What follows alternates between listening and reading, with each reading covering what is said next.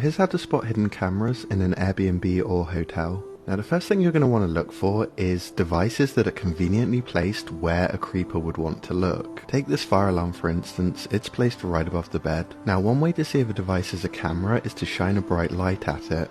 If you hit a camera lens, it's going to give a bluish reflection. Now you can test this by shining a light at your phone and seeing how the camera looks when placed under a flashlight.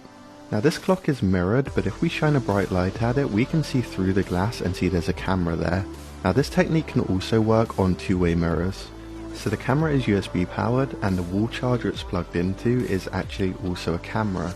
If we shine the light on it, you can see that little pinhole in the middle with the blue reflection. That is the camera lens. Night vision cameras use infrared LEDs to see, and if we turn off the lights and use the front-facing phone camera, we can actually see these LEDs. Now the front-facing camera is the only one that tends to work because the back-facing one has an IR filter. Now you can sort of see the infrared LEDs on this clock already, but if we cover up the main LED we can actually see them a lot better.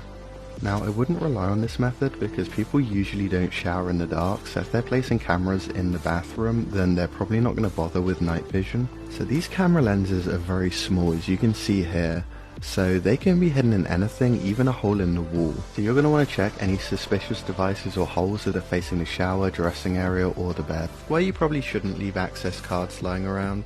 You see, these cards aren't actually cards at all. Inside them is a tiny computer. The big circle is the antenna coil, and then the little chip off to the side is the RFID chip. There are versions of this chip that are so small it will actually fit in your hand in the webbing between your thumb and forefinger. This is a device I picked up for a few $100s. Here's how quickly it reads the data off my keycard, and it still works from a few inches away.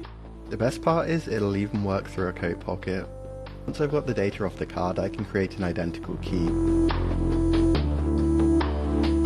In my last video I showed how easy it is to duplicate a keycard. That's very unlikely to happen to you in the real world, but there are a bunch of easy ways that people can override hotel room locks, and Airbnbs are notorious for just reusing the same keys or codes. Now in my recommended travel pack we have 2 portable door locks for each door and a cloud security camera. The first lock fits into the strike plate of the door and it supports both different sizes. Once the door is closed, you take the red thing, fit it into the nearest heart-shaped hole to the door, and then you push it down until it is as close as possible. This thing doesn't look very strong, but it will take my full strength.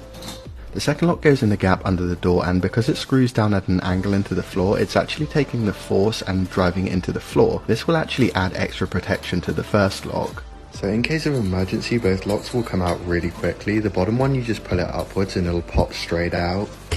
And for while you're out, there's the wireless cloud security camera. It'll send your phone a notification if there's movement detected in the room or if the camera is unplugged for too long. It'll even upload a video of whatever happened.